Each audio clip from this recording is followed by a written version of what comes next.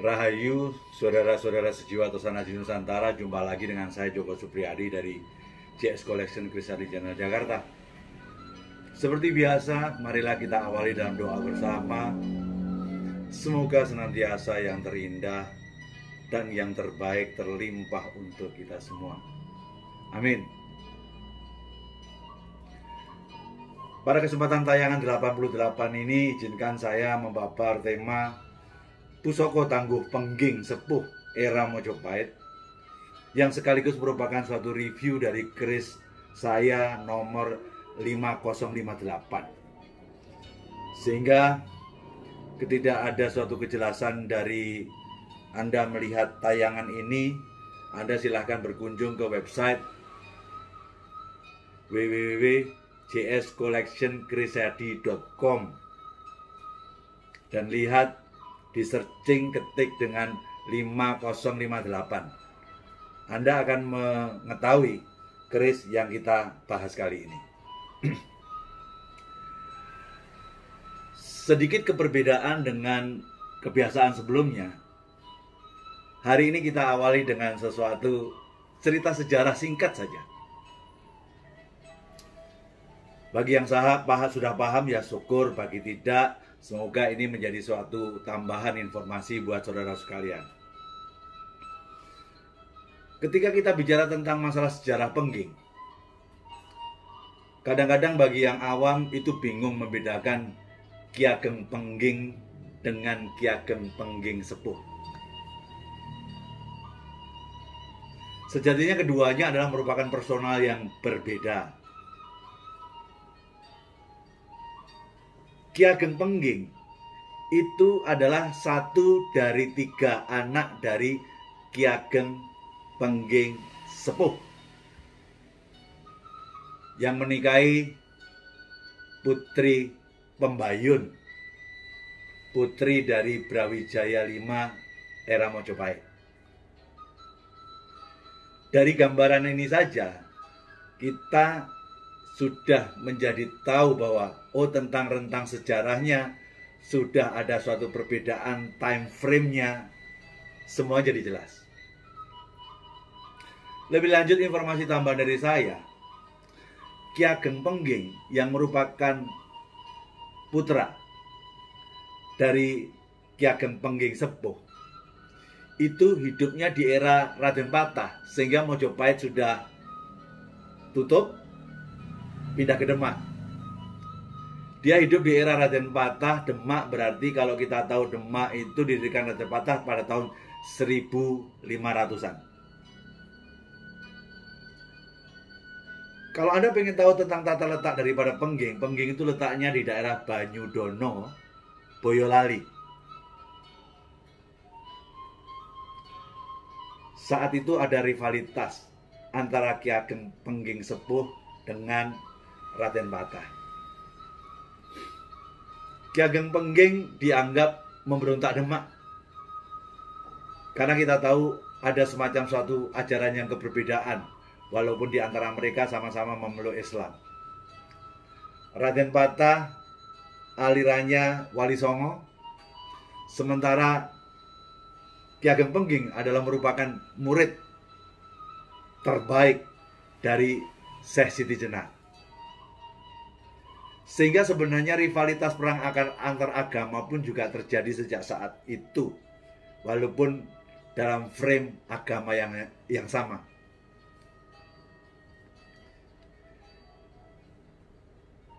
Jadi ada satu hal lagi yang perlu saya coba sampaikan lebih jelas di sini adalah pada saat sudah tahu 1 tahun Ki Ageng Pengging tidak suwito sowan ke Demak, dianggap sebagai pemberontak, akhirnya sudah diputuskan Raden Patah mengutus Sunan Kudus, yaitu Sunan Jabar Sodik, untuk menyelesaikan urusan ini. Namun saat itu kita sama-sama tahu dalam sejarah dikatakan Ki Ageng Pengging adalah merupakan orang yang sangat sakti. sehingga dia tidak bisa dikalahkan oleh siapapun. Sampai akhirnya pada suatu titik Ki Ageng Pengging punya kesempatan untuk menjelaskan kepada Sunan Kudus sebenarnya ajaran Syekh Siti Jenar yang dianggap sesat itu seperti apa, dijelaskan dengan jelas. Dibabarkan dengan gamblang, yang intinya pelajaran tentang Syekh Siti Jenar itu adalah pelajaran tentang keberadaan kesederajatan manusia dan menolak basa-basi duniawi. Justru setelah dibabarkan, Ki Ageng Pengging merasa sudah cukup dan waktunya dia untuk berpulang. Versi pertama, dia menunjukkan kepada Sunan Kudus tentang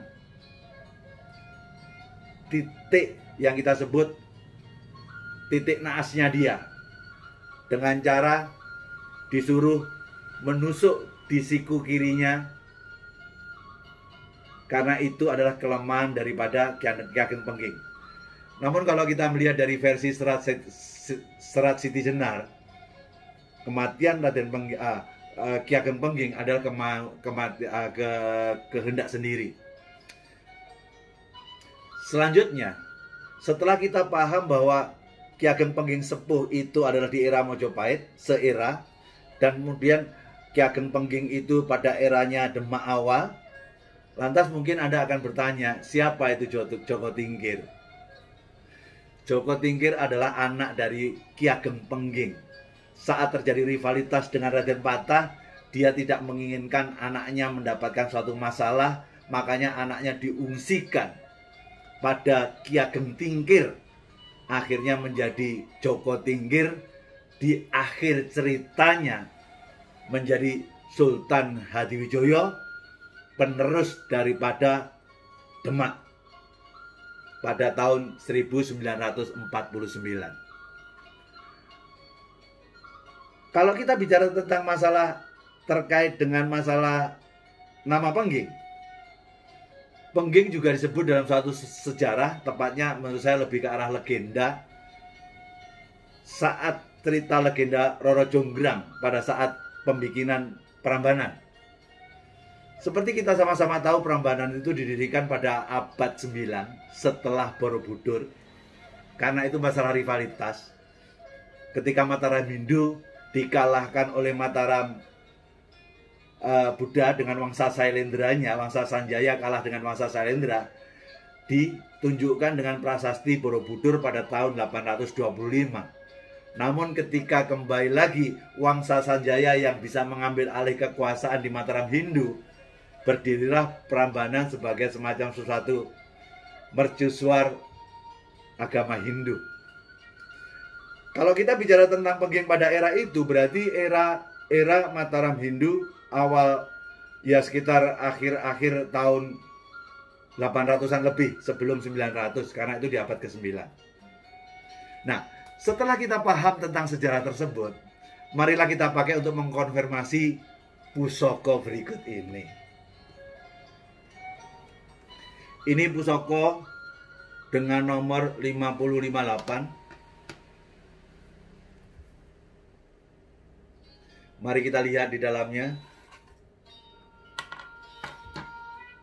Ternyata ini adalah keris Luk 9, sogokan 2, ada kembang kacang serta lambe gajahnya ada 2. Di situ dengan sogokan 2 kita sebut dalam dapur, yaitu dapur Panimbal. Dari sisi Panimbal ini ukuran panjangnya adalah 33,6 cm. Dan kalau dari sisi pamor, kita lihat pamor yang di bawah seperti ini, itu kita sebut dengan pamor nunggak semi. Ada kekhasan lain daripada pusaka ini adalah di kanan kirinya ada yang kita sebut dengan Pudak Sategal. Namun kalau Anda melihat Pudak Sategal yang di sini adalah sangat beda dengan Pudak Sategal yang terakhir-terakhir Anda lihat pada era PB atau Mataram, yang cenderung tipis kalau Pudak Sategal saat itu kecenderungan besar sekali. Nongol Pudak Sategalnya, baik yang di depan maupun yang di kiri. Dari sini akhirnya kita bisa mendapatkan suatu gambaran. Tangguh manakah keris ini? Setiap keris kita harus lihat dari gayanya. Gaya yang sangat khas yang dimiliki oleh Pengging, yang tidak dimiliki oleh gaya yang lain, yaitu rengkolnya itu, looknya itu. Dia punya sesuatu rengkol yang sangat tajam sekali, yang tidak ada di keris yang lainnya. Sehingga dari sini kita bisa melihat bahwa ini adalah Tangguh Pengging. Hal apa lagi yang kita bisa lihat pada rengkol ini? Rengkol yang seperti ini disebut sebagai istilah di perkerisan adalah sarpo ngelangi. Sarpo itu ular, kalau ngelangi itu dia lebih ngerengkol. Kalau sarpo melampah, jalan, dia lebih looknya biasa saja.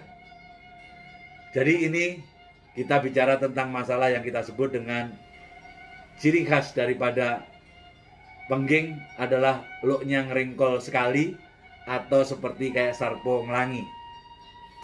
Mari kita lihat lebih dalam lagi. Setelah saya lihat lebih dekat dan seksama, secara material baik besi maupun pamornya, sekaligus mengamati korosinya, saya melihat tidak seperti kayak Mataram Hindu di tahun 900-an, di mana saat itu besinya masih kebanyakan besi kabudan. Saya juga tidak lihat seperti kayak keris-keris Demak atau keris-keris Pajang. Namun saya menangkap lebih seperti kayak keris-keris Mojopahit materialnya. Dengan pamor juga relatif lebih ngambang, dengan material besi yang khas kehijauan. Sehingga saya hanya mengestimasikan keris Panimbal Pudak Sategal pamor nunggak semi ini saya tangguh Pengging sepuh, namun eranya Mojopahit. Jadi kalau kita bicara tentang masalah Pengging, memang kewingitan daripada pusaka Pengging terasa sekali. Makanya banyak kolektor melihat bahwa Pengging menjadi semacam suatu alternatif koleksi yang sangat luar biasa, sehingga ini keris yang sangat-sangat layak untuk dikoleksi. Apalagi dari aspek kelangkaannya, bukan sekedar Pengging, namun Pengging yang era Mojopahit. Namun apa dibalik filosofi daripada keris Panimbal Pudak Sategal? Ternyata masalah di dalam satu dunia itu entah dulu sekarang itu sama, walaupun beda medianya. Sekarang orang bicara tentang sosial media, tapi saat itu barangkali tidak ada secanggih sekarang. Namun masalah itu menurut saya sama saja. Saat itu selalu ada masalah antara pimpinan dan bawahan. Si pimpinan masalahnya adalah bagaimana untuk memaksimalkan kerja dari bawahannya. Bawahannya punya suatu masalah agar bagaimana bisa dipercaya oleh atasannya. Karena ini ada unsur Panimbalnya, ada unsur Pudak Sategalnya, dengar pamor nunggak semi. Filosofi di dalamnya adalah Panimbal. Ini pusakanya seorang bawahan agar bisa dipercaya seutuhnya oleh atasannya dalam rangka menjalankan usaha baru. Pada saat yang sama, semoga si tuan ini pada saat dipercaya ada Pudak Sategalnya bisa cukup mengharumkan orang-orang di sekelilingnya. Karena konsekuensinya seorang dicintain atasan itu banyak orang-orang menjadi mengirikan. Namun orang ini kepada empu dia memohon agar dia bisa dicintai atasannya dalam menjalankan usaha baru, sekaligus tidak memberikan suatu dampak buruk kepada di lingkungannya, yang tidak dipercaya seperti dia. Sehingga pudak adalah daun pandan, ketika satu daun pandan bisa mengharumkan satu bakul nasi. Tapi kalau pudak satu tegal, semoga mampu mengharumkan orang di sekelilingnya. Sebagai penutup, apa gunanya sejarah? Sekali lagi saya mengajak saudara-saudaraku kalian untuk belajar sejarah. Karena sejarah akan mampu mengkonfirmasi daripada keris yang Anda miliki. Dengan demikian, dengan belajar sejarah, Anda akan menjadi lebih cepat dalam belajar berkeris. Makanya, belajarlah sejarah. Demikianlah kira-kira apa yang bisa saya babar pada kesempatan ini. Seperti biasa, kalau ada sesuatu yang berkenan di hati Anda, silahkan dipakai, karena ini sharing untuk Anda. Bagi yang tidak berkenan, ya sudah, tinggalkan saja, tanpa harus ada perdebatan di antara kita. Lagian toh juga saya seorang pemerhati keris, bukan seorang ahli. Seperti biasa yang saya sampaikan, belajar berkeris itu bukan ujungnya menjadi ahli, Tosanaji.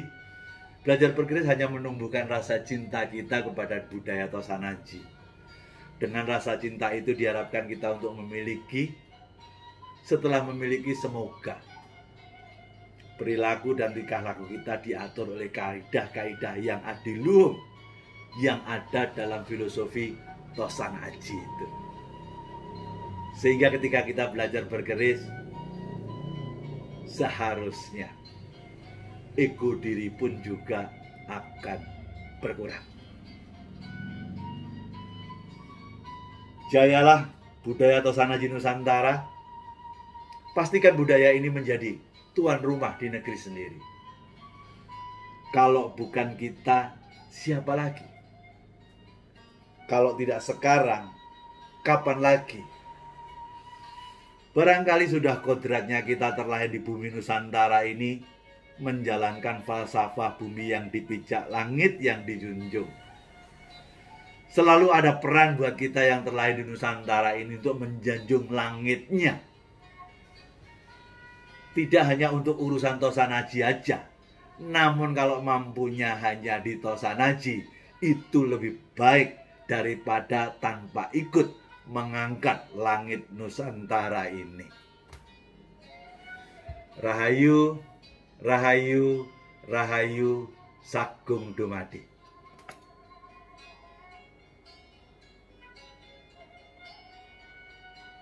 Panimbal, budak sategal, pamor nugak semi, budak sategal yang cukup ekstrim besarnya, yang membedakan dengan gaya budak sategal hari ini, semakin terkonfirmasi bertangguh pengging sepuh era Mojopahit. Nun.